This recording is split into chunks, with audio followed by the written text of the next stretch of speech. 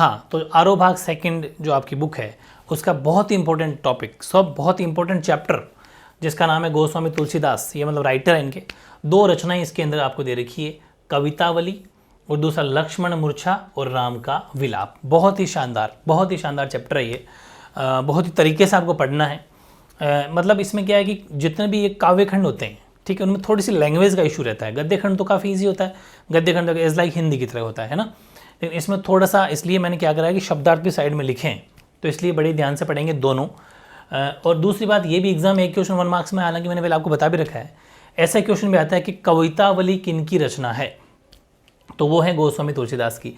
या फिर लक्ष्मण मूर्छा और राम का विलाप किनकी रचना है, तुलसीदास जी की। या फिर ऐसा भी आ सकता है कि गोस्वामी तुलसीदास की कोई 2 रचनाओं के नाम लिखिए, तो ये दोनों, मतलब कैसा भी क्वेश्चन आ जाए तो सब कुछ यहीं से आएंगे, बड़े ध्यान से समझना है।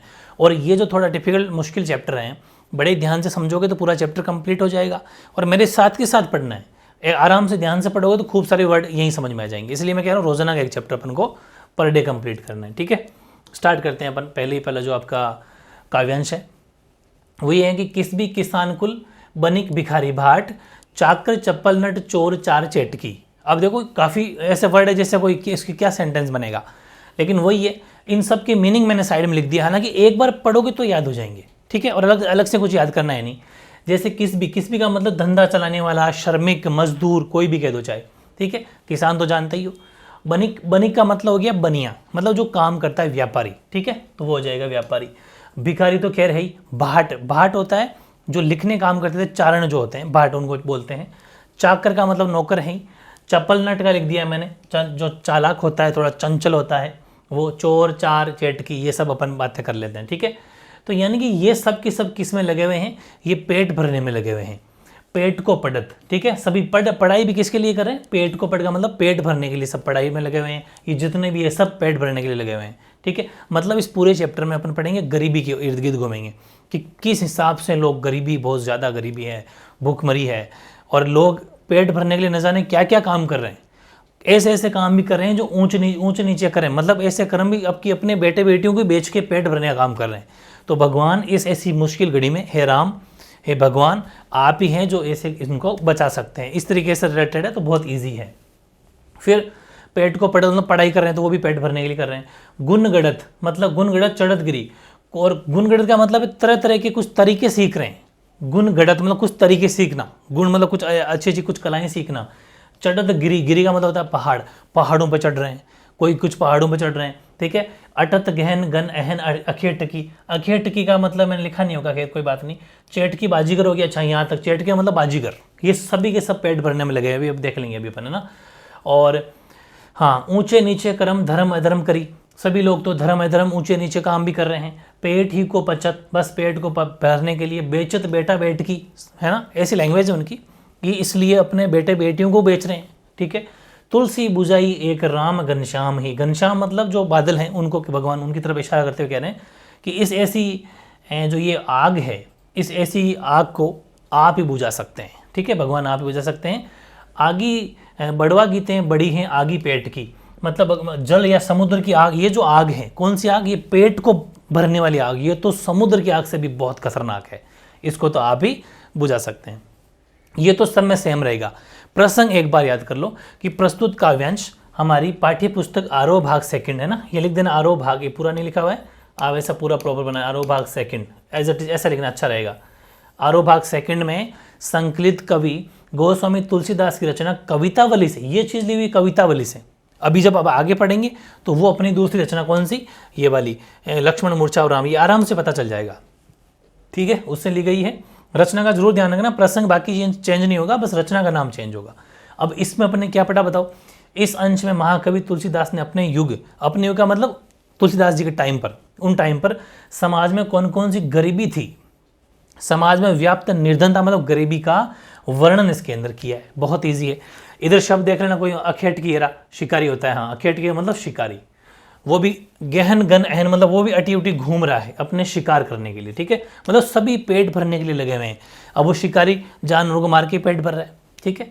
तो व्याख्या देखो, तुलसीदास कहते हैं कि मजदूर, किसान, व्यापारी, भिखारी, भाट, नौकर, चंचल, कुशल अभिनेता, चोर, दूत तथा बाजीगर सभी पेट भरने में लगे। सब कुछ अपने भी पढ़ लिया था, वो का वो है। लोग पेट भरने के लिए ही पढ़ाई कर रहे हैं, देखो ये रहा, इधर देखो, पेट को पढ़त, ठीक है, पेट भरने के लिए पढ़ाई कर रहे हैं, तथा अनेक विद्याओं और कलाओं को सीख रहे हैं, ये देख सकते हो आराम से। गुण गढ़त मतलब ऐसे ऐसे गुण सीख रहे हैं, ऐसे ऐसे कलाएं सीख रहे हैं, ठीक है, सीख रहे हैं। कोई जीविका की खोज में पहाड़ों पर चढ़ रहा है, ये रहा देखो, चढ़त गिरी, ठीक है, मतलब पहाड़ों पर चढ़ रहा है। तो कोई दिन पर शिकार की तलाश में घने जंगलों में भटक रहा है, ये देखो कि गहन घन, गहन घन का मतलब घने जंगल, ठीक है, वहां पर घूम रहा है, भटक रहा है। पेट भरने के लिए लोग उचित अनुचित काम कर रहे हैं, ये भी देख लिया था अपने, देखो ये रहा कि ऊंचे नीचे कर्म है ना, उचित अनुचित काम कर रहे हैं। कुछ तो मजदूरी में अपने बेटा बेटियों को बेच रहे हैं, मतलब सब कुछ वही आराम से, अगर मेरे साथ समझ लिया ना पूरे नंबर है। तुलसी कहते हैं कि पेट की ये आग, हालांकि पेट में आग थोड़ी लगी, आग का मतलब भूख, ये जो आग है ब्रैकेट में लिखते हैं भूख, ये समुद्र में लगने वाली आग से भी भयंकर होती है, ठीक है।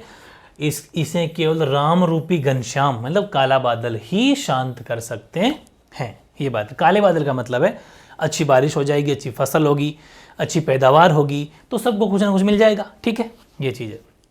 विशेष में डाल दो कुछ कि तुलसी युगीन समाज की भीषण निर्धनता का मार्मिक व सजीव वर्णन है, बिल्कुल स्पष्ट आंखों देखा हाल है।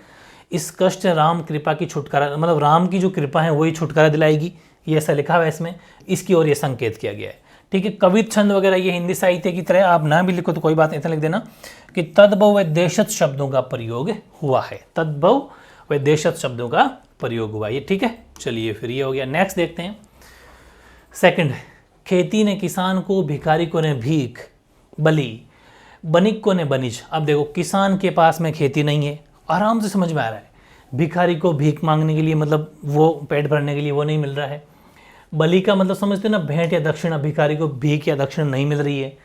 बनिक को बनिज, बनिक का मतलब व्यापारी, उसको जो बनिज का मतलब हो गया व्यापार नहीं मिल रहा है। भाई व्यापारी व्यापार करेगा तो करे कहाँ, नहीं मिल रहा है प्रॉपर।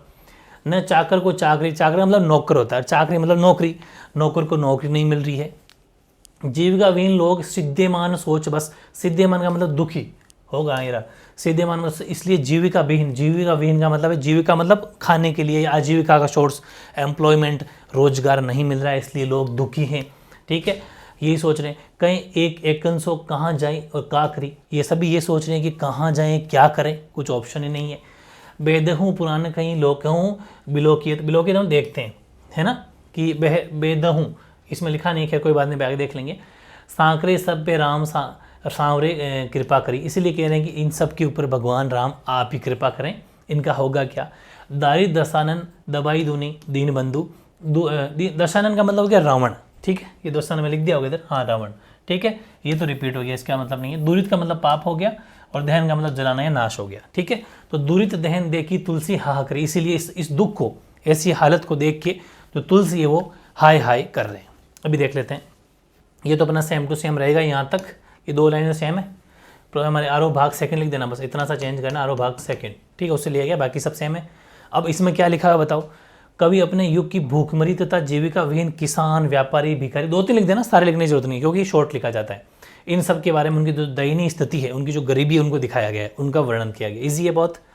व्याख्या देखो, अपने युग की गरीबी तथा भूखमरी का वर्णन करते हुए गोस्वामी तुलसीदास ने कहा है कि किसानों को खेती करने की सुविधा तथा साधन प्राप्त नहीं है, भिखारी को भीख तथा दान नहीं मिलता, व्यापारी का व्यापार ठीक तरह से नहीं चल रहा, मतलब सब कुछ वही है।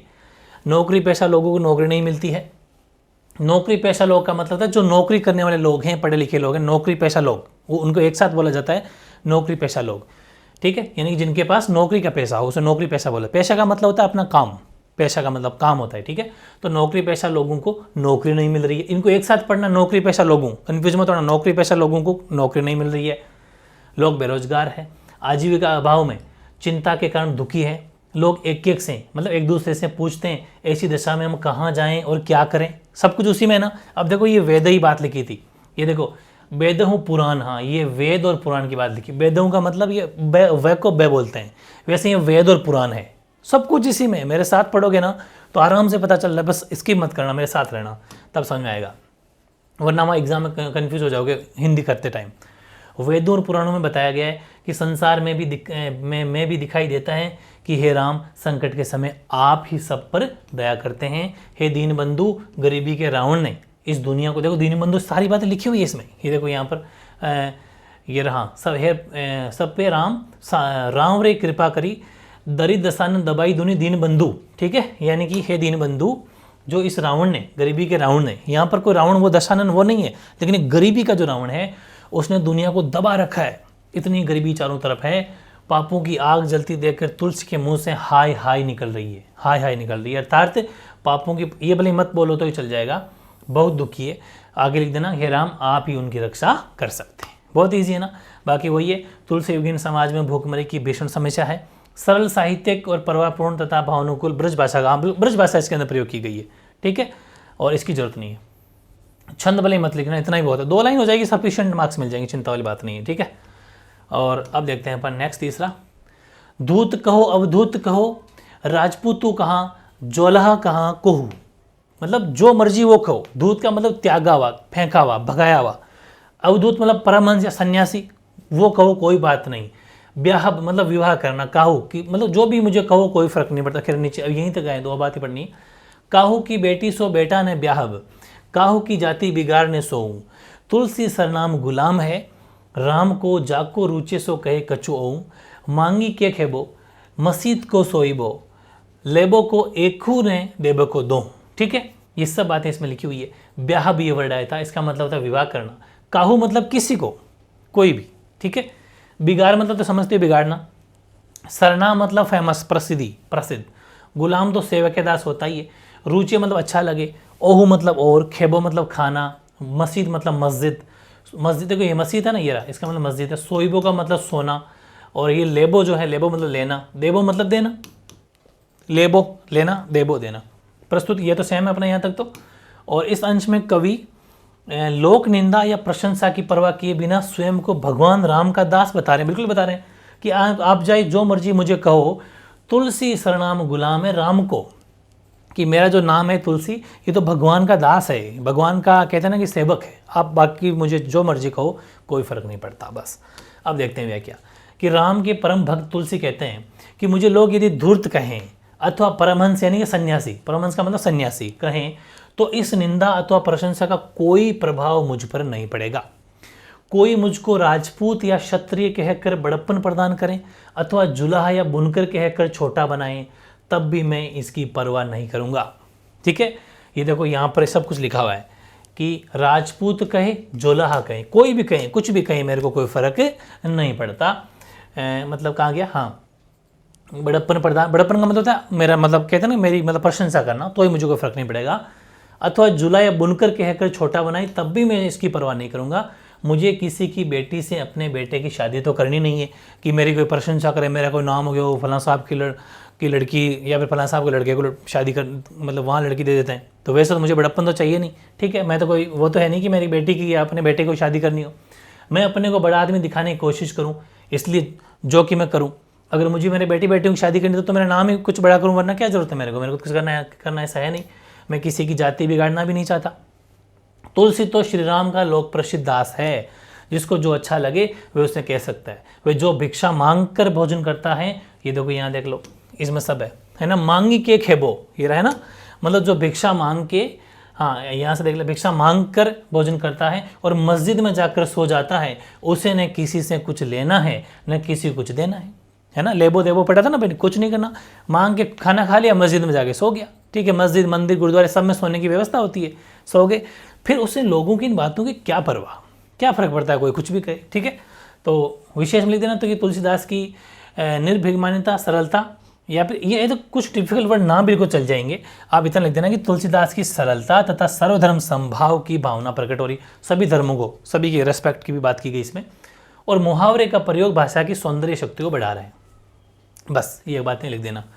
नेक्स्ट है अपना जो नेक्स्ट इनकी रचना है वो है लक्ष्मण मूर्छा और राम का विलाप। अभी तक ईमानदारी से, ऑनेस्टी के साथ आप कमेंट करना मुझे, अभी तक जो 3 पन्ने पढ़े मेरे साथ के साथ याद हुए कि नहीं हुए। अगर आपने ध्यान से समझा तो बस एक बार तो समझना, एग्जाम एज इट इज लिख दोगे फिर। ठीक है, अब देखो लक्ष्मण मूर्छा और राम का विलाप, इसमें अपन देखते हैं बस चेंज इतना सा होगा, बस रचना चेंज हो जाएगी, लक्ष्मण मूर्छा और राम का विलाप, बाकी वही रहना है।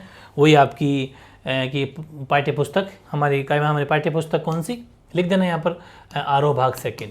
ठीक है, आरोह भाग 2 में संकलित कवि गोस्वामी तुलसीदास रचना लक्ष्मण मूर्छा और राम के विलाप से अवतरित है। और इस अंश में संजीवनी लाकर लौटते हनुमान और भरत का संवाद है। देखते हैं कि तव प्रताप उर राखी प्रभु जयहू नाथ तुरंत अस कहीं आयसु पाई पद बंदी चले हनुमंत। हनुमंत का मतलब हनुमान हो गया, वैसे पता चल रहा है। तव का मतलब तुम्हारा, ठीक, स्टार्टिंग में तव तुम्हारा, ठीक है। प्रताप तो खैर जानते ही हो। उर मतलब हृदय, दिल, है ना। राखी प्रभु ज्यों नाथ तुरंत, ठीक है। ज्यों का मतलब जाऊंगा, राखी मतलब रख कर, ठीक है। तो नाम से ऑटोमेटिक पता चल रहा है ना कि तव मतलब तुम्हारा, मतलब उर मतलब हृदय रख के मैं मतलब जाऊंगा, मैं वो तुरंत जाऊंगा। अस कहीं आयसु पई पद बंदी चले हनुमंत, ठीक है। अस मतलब इस तरह, आयसु मतलब आज्ञा, पद मतलब पैर, ये सब वर्ड इनमें है लिखे हुए हैं। भरत बाहु बलशील गुण प्रभु पद प्रीति अपार मन महु जात सराहत पुनि पुनि पवन कुमार। हम उनको, हनुमान जी को पवन कुमार कहते हैं। अब देखते हैं व्याख्या, एज इट इज आपको समझ में आएगी कि संजीवनी को पर्वत सहित उठाकर लंका की ओर उड़ते हनुमान को भरत ने आशंकावश अयोध्या के बाहर ही उतार लिया, ठीक है। तो फिर हनुमान से लक्ष्मण के युद्ध में मूर्छित होने का समाचार जानकर भरत ने उनको बाण पर बैठाकर तुरंत भेजने का प्रस्ताव किया, ठीक है। तो हनुमान ने भरत से कहा, है नाथ आपका, देखो ये जो बात लिखी है ना, ये वाली, ये बात आपको याद करनी है। क्योंकि हालांकि अगर ये ना भी लिखोगे 2.5-3 लाइन, हालांकि ये इसमें नहीं लिखी हुई है, ये इसमें नहीं लिखी हुई है, लेकिन ये क्या है, इसका भाव है। एक्चुअल में ये अनुवाद तो यहाँ से शुरू होता है, यहाँ से लेके बस इतना ही है। वो तो आप चाहो तो बढ़िया हो जाएगा, लिख दो तो। क्योंकि कहते हैं ना कि स्टोरी जब हिंदी, कुछ ये काव्यखंड है, कुछ चीज़ें अपन को एक्स्ट्रा जोड़नी पड़ती है ताकि उस जो काव्यांश है उसका सार समझ में आए, ठीक है। तो ये आपके सामने ऑप्शन है, आप चाहो तो 3-4 लाइन जोड़ दो, वरना यहाँ से शुरू कर देना। हनुमान ने भरत से कहा, है नाथ, मतलब ये जो प्रताप कह रहे ना कि तव प्रताप, ठीक है नाथ आपका प्रताप हृदय, प्रताप का मतलब मजबूत, दिलदार, सबका भला करने वाले, है ना, वो चीज़। प्रताप हृदय में रखकर मैं शीघ्र ही चला जाऊंगा, शीघ्र ही, ठीक है। तो राखी प्रभु जी हूँ नाथ तुरंत चला जाऊंगा। यह कहकर भरत की आज्ञा पाकर उनकी चरण वंदना करके हनुमान चल दिए। ये बात यहाँ से पूरी जटिल है ना। अस कही आयसु पाई पद बंदी चले हनुमान तुरंत चल दिए, ठीक है। आज्ञा पाकर उनकी चरण वंदना करके हनुमान चल दिए। हनुमान भरत के बाहुबल, उसके शील स्वभाव, विनम्रता आदि गुण तथा राम के चरणों में उनके अपार प्रेम की मन ही मन, देखो लिखा हुआ नहीं है, पुनि पुनि पवन कुमार, ठीक है। मन महु जात सरारत पुनि पुनि पवन कुमार, अपार प्रेम की मन ही मन प्रशंसा कर रहे थे। ये पूरी की पूरी बात यहाँ जो 3.5 लाइन है ना, ये 1 to 4 लाइन, इन 4 लाइन का अनुवाद ये है। लेकिन वो थोड़ा सा अनुवाद इसमें जोड़ा गया है, आप चाहो तो रख लेना, वरना ये लिख दोगे तो ही मार्क्स तो नहीं कटेंगे, ठीक है। बाकी विशेष में हनुमान जी का शील स्वभाव, विनम्रता, रामचरणों में प्रेम आदि विशेषताएं पद्यांश में वर्णित है। और अवधि भाषा का प्रयोग है इसके अंदर, सरल भावपूर्ण भाषा में तत्सम शब्दों का प्रयोग इसमें किया गया है, ठीक है। बहुत ईजी है। अगला थोड़ी सा बड़ा काव्यांश है कि ऊहा राम लक्ष्मण ही निहारी बोले वचन मनुज अनुसारी। ऊहा मतलब वहाँ, निहारी मतलब देख कर, ठीक है। और अर्धराति आधी रात को, वैसे समझ में आ रहा है। गई कपि नहीं आए हो, ठीक, आयु मतलब आया, आए हो मतलब आना। काफ़ी तो आप जब पढ़ोगे तो आपको ऑटोमेटिक समझ में आने लग जाएगा, ठीक है। राम उठाई अनुज उर लायु सकहु ने दुखित देखी मोहि काहू बंधु सदा तव मृदुल सुबाहु। मृदुल मतलब बहुत ही अच्छा प्यारा स्वभाव, मृदुल स्वभाव मतलब ऐसी लाइनें भी याद रह जाएगी ना, तो फिर एक बार अनुवाद याद कर लोगे तो एग्जाम ऑटोमेटिक लिख दोगे, हाँ उसके बाद में ये लाइन थी। मतलब अगर अनुवाद ना भी याद हुआ तो भी पढ़ा हुआ चीज़ तो याद रहेगी ना। ये तो भले ही मत याद हो, एक एक शब्द भी अगर याद हो गया तो भी अनुवाद अपन कर देंगे। मेरी बात समझना ध्यान से, मैं क्या कहना चाह रहा हूँ। मम हित लागी तजेहु पितु माता, ठीक है, ये सब बातें लिखी हुई है। मोहि मतलब मुझे, काहू मतलब किसी प्रकार का, मम मतलब मेरा, विपिन मतलब वन। देख लेते हैं कि सदेहु विपिन, विपिन मतलब वन, वन मतलब जंगल, हिम मतलब बर्फ होता ही है। आतप, आतप मतलब धूप होती है। बाता मतलब हवा, बाता मतलब हवा है, यहाँ पर बात नहीं हवा है, एयर। सो अनुराग कहाँ अब भाई उठे हूँ, है ना, ये देखो बाता मतलब हाँ। उठे हूँ ने सुनी मम बच बिकलाई, बिकलाई मतलब व्याकुलता, बहुत ज़्यादा उतावलापन, ठीक है, वो चीज़ है। फिर जो जनते हूँ बन बंधु बिछऊ पितु वचन मनते हूँ नहीं ओहूँ, ठीक है। सूत वित नारी भवन परिवारा होंकी जहीं जग 12 अस विचारी जिये जागे हूँ ताता मिले ही न जगत सहोदर भ्राता। तो यहाँ तक तो अपना सेम हो जाएगा, लक्ष्मण मूर्छा से ली गई है। यहाँ तक तो अपने सेम 2 लाइन अपने मन से लिखना है, ठीक है। और इस अंश में मूर्छित लक्ष्मण और राम गले लगाकर करुण विलाप कर रहे हैं, आपस में दोनों गले मिलके क्या क्या बातें कर रहे हैं ये आपने भी देखा। ये देखो, मनते हो जनते हो मतलब जान पाना, मानता ओहु मतलब उस, सूत मतलब पुत्र होता है, सूत मतलब क्या होता है, पुत्र भी पढ़ा था अपने, सूत, सूत मतलब पुत्र, ठीक है। अस मतलब ऐसा, सहोदर मतलब सगा भाई, ठीक है। देखते हैं आंसर। वहां मतलब युद्ध भूमि लंका के अंदर, जब युद्ध भूमि लंका, वहां पर युद्ध भूमि लंका में राम ने लक्ष्मण को देखा, उनको मूर्छित देखकर, मूर्छित का मतलब थोड़ा मुरझाया हुआ चेहरा देखकर, साधारण देखो राम मतलब साधारण मनुष्य के समान विलाप करने लगे। एक जो नॉर्मल हर कोई इंसान जैसा रो देता है वैसे विलाप करने लगे, जबकि ये तो बहुत बड़े थे। आधी रात बीत चुकी थी, देखो ये सब कुछ बात ये रही। अर्धरात्रि गई मतलब बीत गई थी, ठीक है, गई। हनुमान अभी तक संजीवनी लेकर वापस नहीं आए थे, ठीक है। कपि नहीं आए हो, कपि मतलब हनुमान है, ठीक है। नहीं आए हो मतलब नहीं आए, मतलब एज इट इज समझ में आ रहा है आपको, सब कुछ समझ में आएगा, बस अनुवाद को और इसको साथ में लेके चलना। इसलिए मैं कह रहा हूँ नोट्स बना लेना, ताकि ऊपर उसको देखते जाओ, नीचे समझते जाओ, बस समझ में आ जाएगा। तब राम ने छोटे भाई लक्ष्मण को उठाकर अपने हृदय से लगा लिया। देखो ये रहा, राम उठाओ अनुज उर लायो, उर मतलब हृदय से, दिल से। राम उठे और अनुज मतलब छोटे, अनुज का मतलब छोटा भाई होता है, छोटे भाई को अपने दिल से, हृदय से लगा लिया, ठीक है, गले लगा लिया। और वे कहने लगे, हे भाई तुम मुझे किसी प्रकार भी दुखी नहीं देख सकते थे, तुम्हारा स्वभाव अत्यंत कोमल था। देख लो, बोले आराम से समझ में आएगा। मम हित, मम मतलब मुझे, लागी तजो पितु माता सदैव विपिन हिम, अच्छा ऊपर ये रहा, सकौ ने दुखित देखी मोहि कहू, तुम मुझे कभी भी दुखी नहीं देख सकते थे। बंधु सदा तो मृदुल सुख, तुम तो बहुत सॉफ्ट स्वभाव के हो। मतलब सब कुछ वही बातें लिखी हुई, आराम से समझ में आ रही है कि दुखी नहीं देख सकते थे, तुम्हारा स्वभाव अत्यंत कोमल था। मृदुल मतलब कोमल, सॉफ्ट, ठीक है। तुमने मेरे हित के लिए अपने माता पिता को छोड़ा, ये देख लो बोले। मम हित, मेरे हित के लिए लागी तजो पितु माता, तुमने अपने माता पिता को भी छोड़ दिया और वन में आकर बर्फीली सर्दी, ठीक है, सदी सर्दी, धूप तथा आंधी तूफान को सहन किया। हे भाई तुम्हारा वह प्रेम अब कहाँ गया।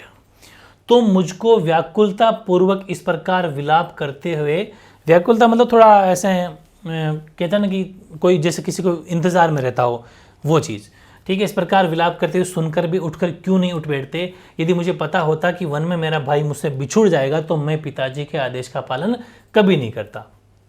पुत्र, धन, पत्नी, मकान तथा परिवार मनुष्य को संसार में बार बार प्राप्त हो जाते हैं, किंतु सहोदर यानी कि सहोदर भाई का मतलब होता है सगा भाई पुण्य नहीं मिलता। ये सोचकर हे भाई तुम जाग उठो। ये सारी बातें इसमें लिखी हुई देखो कि सुत वित्त, सुत मतलब क्या क्या बताया था मैंने आपको अभी, ये रहा सुत, पुत्र, वित्त, नारी, ये देखो सब बातें लिखी हुई है। यानी कि मैंने यहाँ लिखा दिया आपको, हाँ, पुत्र, धन और पत्नी, सुत, वित्त, नारी। पुत्र, ये सुत का मतलब तो पुत्र हो गया, और वित्त का मतलब क्या हो जाएगा आपके, धन हो जाएगा, और नारी का मतलब पत्नी हो जाएगा, ठीक है। और फिर बात करें अपन, भवन का मतलब मकान हो जाएगा, परिवार। लेकिन जो सगा भाई है वो कभी भी बाहर नहीं मिलता। तो ये बहुत इजी सी बातें सारी उसमें से लिखी हुई है, ठीक है। विशेष में राम द्वारा लक्ष्मण के गुणों का वर्णन किया गया है। हृदय से लगाना, उठने के लिए कहना, व्याकुल विलाप का करुण में, ये सब वर्णन किया गया है। अवधि भाषा का प्रयोग है, ठीक है। बस अगला देखो, सुत, बित, नारी, भवन, परिवार, ये उसी को जोड़ा गया पिछले लाइन से। होई जाही जग 12 अस बिचारी जी जागे हूँ ताता, मिले ही न जगत सहोदर भ्राता। यहाँ तक तो सेम वही है कि सगा भाई नहीं मिलता, एज इट इज वही वाली चीज़ है। जता पंख बिनु खग अति दिना, मणि बिनु फनी करीबर कर हिना, असमम जीवन बंधु बिनु तो ही, जो जड़ देव जियावे मोही, जयहूँ अवध कवन मोह लाई, नारी हेतु प्रिय भाई गवाई, बरु अबजस सहतेऊ जग नाई, नारी हानि विशेष क्षति नहीं। काफ़ी सारी बातें, इसको पढ़ने से आपको अंदाजा लग गया, ठीक है। अनुवाद इधर लिखा हुआ है। पुत्र अभी पढ़ लिया था, अस मतलब ऐसा, सहोदर मतलब सगा भाई, बित मतलब धन होता है, हृदय होता है, उर मतलब हृदय होता है, जी मतलब दिल, हृदय होता है, फनी मतलब फण का मतलब सांप होता है, तो फनी मतलब सांप हो गया, करीबन मतलब गजराज, हाथी बोल सकते हो, कर मतलब सूंड होती है उसकी, तो ही तुम्हारे, जड़ मतलब संवेदनहीन, जिसको दया भाव नहीं हो जिसके मन में, फिर देव मतलब भाग्य, अवध मतलब अयोध्या, कवत मतलब कौन, अबजस मतलब बदनामी, माही मतलब मैं, और क्षति मतलब हानि या नुकसान। क्षति मतलब अपन कहते हैं ना क्षति, ये क्षति बोलते हैं, तो मतलब वो हानि। तो यहाँ तक तो अपना ये सेम हो जाएगा, यहाँ से लिया गया है। और इस अंश में लक्ष्मण के मूर्छित होने पर राम उसको गले लगाकर, वही सेम टू सेम पद्यांश रखा गया, सेम टू सेम वही है। इसमें जो रखा गया था ना सेम टू सेम इस वाला, वही इसके अंदर है। ठीक है, देखते हैं। राम विलाप करते हुए कहते हैं, हे भाई लक्ष्मण, इस संसार में पुत्र, धन, पत्नी, मकान और परिवार बार बार मिलते बिछुड़ते हैं, परंतु सहोदर भाई एक बार बिछुड़ने पर पुनः नहीं मिलता। ये बात मन में सोचकर तुम जाग जाओ। जिस प्रकार पंखों के न रहने पर पक्षी, मणि के न रहने पर सर्प, देखो यहाँ आ जाओ कि ये सहोदर, यहाँ तक मैंने ये भी पढ़ दिया कि उसके भाई जो एक बार चला जाए तो वापस नहीं मिलता। जथा पंख बिनु खग, कि जैसे कि पंख के बिना पक्षी, अति दीना, मणि बिनु फनी, मतलब कि फनी के बिना सर्प, है ना, करीबर करी हीना, ये सारी बातें ये रही। देखो यहाँ से देखो आप कि जिस प्रकार पंखों के न रहने से पक्षी, मणि के न रहने से सर्प तथा सूंड के नष्ट हो जाने पर हाथी शक्तिहीन हो जाते हैं, है ना, इसी प्रकार यदि दुर्भाग्यवश मुझे जीवित रहना भी पड़ा तो मेरा जीवन भी तुम्हारे बिना ऐसे ही दयनीय हो जाएगा। ये सारी बातें एज इट इज देखो ये रही कि जथा पंख बिनु खग, अति नहीं हो गया, मणि बिनु ये हो गया, अस मम जीवन बंधु बिनु, तो अगर मेरा ऐसा होगा तो मेरा जीवन बिल्कुल भी इनकी तरह बिल्कुल शक्तिहीन, बिना कोई काम के हो जाएगा। जो जड़ देव जियाए मोही, ये देखो लोग मेरी निंदा करेंगे और कहेंगे कि राम ने पत्नी के लिए अपने प्यारे भाई को गंवा दिया, मैं अयोध्या क्या मुंह लेकर लौटूंगा। इससे तो अच्छा था कि मैं स्त्री के अपहरण के अपयश को सहन कर लेता, क्योंकि संसार में पत्नी की हानि कोई विशेष हानि नहीं है, ऐसा माना गया, पहले की बातें हैं। ठीक है, ये सारी बातें इसमें लिखी हुई है कि नारी हेतु प्रिय भाई गंवाई, ठीक है, बरु अपजस सहितु जग नाही, नारी हानि विशेष क्षति नाही। नारी यानी पत्नी की हानि कोई बड़ी हानि नहीं, तो मतलब सब कुछ समझ में आ रहा है अगर ढंग से आपकी दिमाग एक जगह है तो।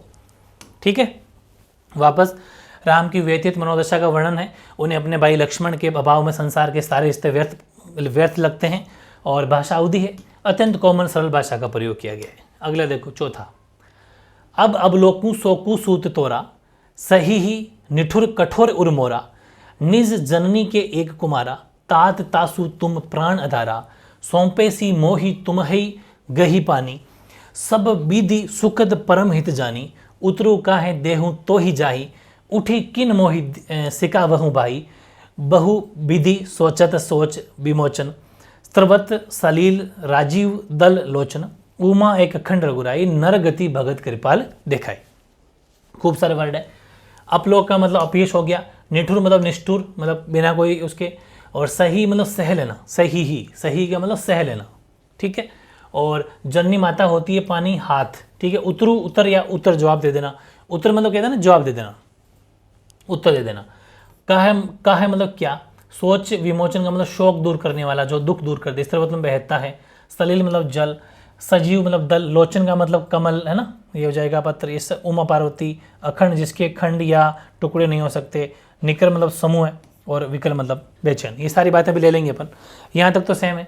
इस अंश में लक्ष्मण के मूर्छित होने पर लक्ष्मण गले, वापस सेम वही सेम टू सेम ही रखा गया है, क्योंकि सारी बातें गले लगा के कहने वाली बातें सारी, तो एज इट इज वही है। लक्ष्मण के मूर्छाग्रस्त हैं, लक्ष्मण के फीका फीका रहने से होने पर विलाप करते हुए राम कहते हैं कि हे पुत्र, अब पत्नी के अपहरण का अपयश तथा तुम्हारे बिछोड़ने का ये शोक दोनों मेरे लिए निष्ठुर और कठोर हृदय को सह नहीं होंगे, अब तो सह नहीं होंगे। ठीक है, ये देख सकते हैं आप आराम से। अब अपलोकू सोकू सूत तोरा, साही निठुर कठोर उर्मोरा। ठीक है, ये दोनों ही अब मुझे मेरे कठोर उर्गल दिल को, हृदय को अब तो थोड़े सहने ही पड़ेंगे। ठीक है, फिर तुम अपनी माता, देख लो भले, निज जननी के एक कुमारा, तुम अपनी माता के एकमात्र पुत्र थे, हे भाई तुम उसके प्राणधार थे, सब प्रकार सुखदानी तथा परम हितेशी जानकर तुमने तुम्हारा हाथ पकड़ कर मेरे हाथ में दिया था। ये देख लो भले, पूरा एज इट इज है कि तात तासु तुम्हें प्राण अधारा। ठीक है, निज जननी वो हो गया, और सौंपे सी माई तुम्हारी गही पानी। ठीक है, और अब मैं उसको जाकर क्या उत्तर दूंगा, हे भाई तुम उठकर मुझे समझाते क्यों नहीं हो। संसार को शोक से मुक्ति देने वाले राम अनेक प्रकार से खुद शोक कर रहे हैं, उनके कमल की पंखुड़ियों के समान नेत्रों से आंसू बह रहे हैं। देखो देखिए इधर इसमें क्या, उतरे कहूँ देऊँ तो ही जाई, उत्तर मतलब वहाँ जाके उनको क्या जवाब दूंगा। उठी किन मोहि सिख, तुम उठ के मुझे कुछ सिखाते क्यों नहीं मेरे भाई। बहु विधि सोचत सोच विमोचन, स्त्रीवत सलील राजीव दल लोचन, उमा एक अखंड रघुराई, है ना, ये लोचन मतलब आंखें, नेत्र समान नेत्रों से आंखों आंसू बह रहे हैं। शिवजी ने ये कथा सुनाते हुए पार्वती से कहा, हे उमा, यहाँ देखो ये उमा एक अखंड रघुराई, नर गति भगत कृपा। अब तो ये उमा मतलब ये हो गया पार्वती। ठीक है, उमा का मतलब क्या हो जाएगा, मतलब पार्वती से कहते हैं कि हे उमा, राम अखंड परम ब्रह्मा है, भक्तों पर कृपा करके ही उन्होंने ये नरलीला दिखाई है। ठीक है, सब कुछ उसमें है। मर्यादा पुरुषोत्तम राम एक सहद्र भाई की तरह करुण विलाप कर रहे हैं। ठीक है, सगे भाई के लिए अवधि भाषा का प्रयोग है और अलंकारों का प्रयोग भाषा के अंदर काफ़ी किया गया है। ईजी है। 5वां, प्रभु प्रलाप सुनी कान, बिकल भय बानर निकर, आई गयो हनुमान जीमी करुणा मह बीर रस, हर्षि राम में भेठेड हनुमाना, अति कृतज्ञ प्रभु परम सुजाना, तुरत वेद तब किनी उपाई, उठी बैठे लक्ष्मण हरणाई, हृदय लाही प्रभु बेटेंड भ्राता, हर्षि सकल भालू कपि भ्राता, कपि पुनि वेद तहाँ पहुँचावा, जे ही विधि तब ही ताही लाई आवा। ठीक है, प्रसंग यहाँ से अपना सेम है। इस अंश में हनुमान संजीवनी बूटी लेकर लौट आते हैं, सभी प्रसन्नित होकर, आपको जैसा पता चल भी रहा होगा, अच्छी व्यक्त कर रहे हैं। तो हर्षि मतलब प्रसन्न होकर, हर्षि जो स्टार्टिंग में आपने मिला होगा बिल्कुल ये रहा हर्षि, इसमें हो जाएगा सभी प्रसन्न हो गए। भेटेऊ, भेटेऊ का मतलब हो जाएगा मिलना, भेटेऊ मतलब भेटेड, ये ऊ है शायद, भेटेड भेटेऊ है ना, भेटेऊ मतलब मिलना। कृतज्ञ मतलब आभारी या कृतज्ञ, सेम ही है। सुजाना मतलब समझदार, किनी मतलब किया, हरणाई मतलब हर्षित होकर, झुंड या समूह है, ये अभी देख लेते हैं, सारी बातें वही है।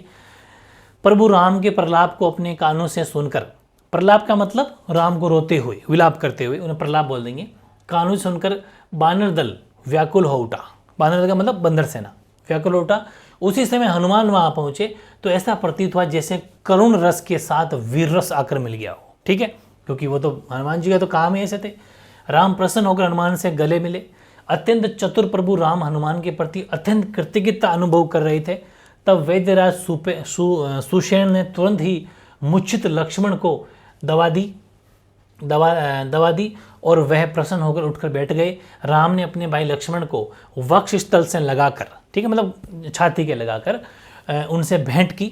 बांदरों और भालुओं का समस्त समूह हर्षित हो उठा। उसके बाद में हनुमान ने वैद्य सुषेण को, ये वैद्य जी हैं, जैसे पहले वैद्य होते थे डॉक्टर की तरह काम करते थे, वो जड़ी बूटियाँ देते थे, तो सुषेण को उनके स्थान पर उसी प्रकार पहुंचाया जिस प्रकार वे पहले उसको वहां से लेकर आए थे। ये सारी बातें इसमें लिखी हुई। ठीक है, उठी बेटे लक्ष्मण हरणाई, हृदय लाई प्रभु भेंटे भराता, हर्षे सकल भालू कपि भराता। वो सभी ने उठ खड़े हुए। कपि पुनि वैद्य तहाँ पहुंचाना मतलब वैसा ही पहुंचाया जैसे विधि तही ताई लैया, जैसे वहां से उनको लेके आए थे, एज इट इज वही है। विशेष में शोक और करुणा की धारा के मध्य हनुमान अकस्मात ऐसे प्रकट हुए मानो करुण रस में अचानक वीरस प्रकट हो गया। एक तो ये बड़ी विशेष बात लगी हमें, और ये इसी में से लिखी है, कोई बड़ी चीज़ नहीं है। लक्ष्मण के स्वस्थ होने पर भगवान राम सहित वानर भालों का मतलब क्यों लक्ष्मण जी फिर सही हो गए, वैद्य जी की दवाई दी, वैद्य जी दवाई देने से लक्ष्मण जी तैयार हो गए। ठीक है, और सोरठा और चौपाई छंद का निर्वाह हुआ है। वर्ण अत्यंत सजीव है, दो भी लिख दोगे तो भी ठीक है। वर्ण अत्यंत सजीव का मतलब ये होता है, मैंने आपको जैसे कहा भी था कि ऐसा वर्णन करना, ऐसा लगे कि जैसे साक्षात्कार हम आंखों देकर हाल कर रहे हैं, सजीव फील हो। ठीक है, तो वर्ण वाक्य यहाँ पर सजीव मिलता है। फिर अगला, ये वृत्तांत दसानन सुनेहु, अति विषाद पुनि पुनि सिर धुनेहु, व्याकुल कुंभकर्ण पही आवा, विविध जतन करी ताही जगावा, जागा निसीचर देखिए कैसा, मानव कालो दे धरी बेसा। कुंभकर्ण बुझा कहूँ भाई, काहे तब मुख रहे सुकाए। विषाद मतलब दुख होता है, धुनेहु मतलब धुना, ठोका पीटा वो सब, और परी मतलब के पास, निश्चर मतलब राक्षस, कालू मतलब काल या मौत, और सुकाई मतलब सूख गया। प्रस्तुत गद्यांश हमारे से लिया गया है। इस अंश में लक्ष्मण के स्वस्थ होने का समाचार सुनकर रावण सिर धुनता हुआ, मतलब सिर ऐसा कहते हैं ना हिलाते हुए ऐसा कुछ करता हुआ कुंभकर्ण के पास जाता है। देखते हैं वैद्य जी क्या नाम है, सुषेण। तो सुषेण वैद्य के उपचार से लक्ष्मण के ठीक होने का वृत्तांत रावण ने सुना, रावण को पता चला, उन्होंने सुना तो वह अत्यंत दुखी हुआ तथा बार बार अपना सिर पीट ढूंढना मतलब ऐसे पीटने लगा। देखो साफ लिखा हुआ है ना कि ये वृत्तांत दसानन सुने हो। जैसे ही दसानन ने ये बात सुनी, दसानन मतलब रावण, कौन से वृत्तांत कि लक्ष्मण जी तैयार हो गए, ये बात सुनी तो अति विषाद मतलब बड़ा दुखी और पुनी पुनी सिर दोनों बार बार अपने सिर को मतलब पीटा। ठीक है, तो मतलब सब कुछ उसी में सही है। व्याकुल होकर वे कुंभकर्ण के पास पहुंचा और अनेक उपाय करके उसको जगाया, क्योंकि कुंभकर्ण का मतलब है सो गया, वो कभी नहीं जागेगा। तभी कहते हैं ना, अरे कैसे सो गए नालायक, क्यों कुंभकर्ण की नींद सो गए क्या, वही चीज़ है। तो कुंभकर्ण है वो तो सो गया, लेकिन उसको कैसे करके, उसको जगाओ कैसे करके, उपाय करके उसको जगा दिया फाइनली। ठीक है, और जागने पर वह राक्षस कुंभकर्ण ऐसा प्रतीत हुआ जैसा मृत्यु शरीर धारण कर साक्षात आकर उपस्थित हुई हो। ठीक है, ऐसा मतलब लगा जैसे जगाते, ऐसा लगा जैसे कोई मतलब कोई मृत शरीर है, ऐसा उसको उठा दिया, ऐसा लगा। ठीक है, कुंभकर्ण ने रावण से पूछा, हे भाई बताओ तुम्हारा मुंह किस कारण से सूख रहा है, ये बात उसने पूछी। देखो यहाँ लिखी हुई है, कुंभकर्ण बूझा कहूँ भाई काहे तो मुख रहे सुखाई। कुंभकर्ण ने उससे पूछा कि क्या हो भाई तुम्हारा मुंह क्यों सूख रहा है, ये बात उन्होंने पूछी। ठीक है, विशेष में क्या लिखेंगे कि रावण के विषाद, दुख और पश्चाताप और अभिमान का सजीव चित्रण हुआ है। ठीक है, अवध भाषा का प्रभावपूर्ण प्रयोग है, मुहावरे अलंकारों का भी प्रयोग इसके अंदर हुआ है। फिर देखो लास्ट 7वां, कथा कही सब ते ही अभिमानी, जे ही प्रकार सीता हरियाणी, तात कपिन सब निशिचर मारे, महा महा जोधा संगारे। दुर्मुख सुर ऋषु मनुज आहारी, भट्ट अतिकाय संकपन भारी, अपर महोदर आदिक बीरा, परे समर मही सब धन रंधीरा। सुनी 10 कंदर बचन तब कुंभकर्ण बिलखान, जगदम्बा हरियाणी अब सट चाहत कल्याण। हरियाणी हरियाणी नहीं, हरियाणी है, इसका मतलब है हरण कर लाया, उठा के लाना, हरण करके ले आना। दुर्मुख मतलब कड़वी जुबान वाला। जोधा का मतलब योद्धा, वीर। सुर ऋषु का मतलब देवताओं का शत्रु। अतिकाय का मतलब विशाल शरीर वाला, अतिलकाय मतलब बड़े शरीर वाला। 10 कंदर मतलब रावण, और बिलखान मतलब बिलकता हुआ, जगदम्बा मतलब जगत की माता, सीता जिसे बोलते हैं अपन, सट यानी कि दुष्ट। यहाँ तक अपना सेम आरो भाग सेकंड कर देना भाई, जहाँ पर भी आरो है वहाँ पर आरो भाग सेकंड लिख देना। लक्ष्मण मूर्छा से लिया गया है, यहाँ तक तो सेम है। इस अंश में रावण की व्याकुलता और कुंभकर्ण की वेदना को प्रकट किया गया। देखते हैं कि तब रावण अभिमान पूर्वक वह सारी कहानी बताई कि वह किस, अब जब उसने कहा ना कि भाई क्या बात है, जैसे कुंभकर्ण उठाया, कुंभकर्ण उठते ही कुंभकर्ण ने रावण से पूछा कि बता भाई क्या क्या प्रॉब्लम है, तेरा मुंह क्यों सूख रहा है। तो रावण ने कहा बड़े अभिमान पूर्वक, घमंड के साथ, रावण में तो घमंडी तो था, दिमाग बहुत था लेकिन घमंड था। तब रावण ने अभिमान पूर्वक वह सारी कहानी बताई कि वह किस तरह सीता का अपहरण कर लाया था। उसने कहा तब राम से युद्ध छिड़ने पर, है ना, उसने कहा कि बानरों ने सभी राक्षसों का वध कर दिया और बड़े बड़े राक्षस योद्धाओं को मार डाला। कटुभाषी, दुर्मुख, देवताओं का शत्रु सुररिपु, नरभक्षी, मनुज आहारी, विशाल शरीर वाला अतिकाय, अंकपन, भारी शरीर वाला आदि राक्षस योद्धा मारे जा चुके हैं। ये सब के नाम हैं, ये सब राक्षस मारे जा चुके हैं। और भी दूसरे सहोदर आदि युद्ध में धैर्य न खोने वाले राक्षस वीर युद्ध में मृत पड़े हैं, उनमें हिम्मत नहीं है। ठीक है, मतलब कि वो क्या है कि वो धैर्य नहीं रख पाए, हिम्मत नहीं रख पाए, तो वो भी मरे पड़े हैं। रावण की इन बातों को सुनकर कुंभकर्ण बिलख उठा। उसने कहा, है मूर्ख, तू जग जननी सीता का अपहरण कर लाया है, तूने बहुत बड़ी गलती कर दी, जग जननी है वो। ठीक है, अब भी अपना कल्याण चाहता है, अर्थात अब तेरा बचना संभव है ही नहीं। अब तू मेरे से और बच, इतना तूने ये घोर अपराध कर दिया और अब और मुझसे तू हेल्प चाहता है, इम्पॉसिबल, अब तेरा बचना संभव नहीं है। विशेष रावण का अभिमान है, कुंभकर्ण की पश्चाताप जनित वेदना प्रकट हुई है। कुंभकर्ण ने जान लिया कि जगत जननी सीता के अपहरण से सर्वनाश सुनिश्चित है, पक्का इसका कल्याण, अब इसका मतलब खत्म है, इसका सूपड़ा साफ है। अब सरल साहित्य एक अवधि भाषा का प्रयोग है, दोहा और चौपाई इसके अंदर हुई है। बहुत ही ज़बरदस्त चैप्टर था और इसमें लगभग पूरी की पूरी अवधि भाषा का प्रयोग किया गया है। ठीक है, तुलसीदास जी के द्वारा राइटिंग मतलब लिखा गया है, बहुत ही शानदार चैप्टर है, अच्छे से आपको पढ़ना है। और ये मेरी गारंटी दावा है, अगर मेरे साथ आ जाए, पूरा मेरे साथ के साथ चले हो अगर आप, तो मेरे हिसाब से पूरा आपको याद हो गया होगा, क्योंकि वैसे भी एज इट इज़ याद नहीं करना, अपने मन से लिखना होता है। और प्रसंग तो फिक्स है, बाकी व्याख्या अपने मन से होती है और वहाँ पर एज इट इज़ कुछ शब्द देखते ही याद आ जाएगी पूरी स्टोरी, अगर मेरे साथ आपने सुनी है तो। ठीक है, बहुत ही प्यारा चैप्टर नंबर 8 अपना कंप्लीट। ओके।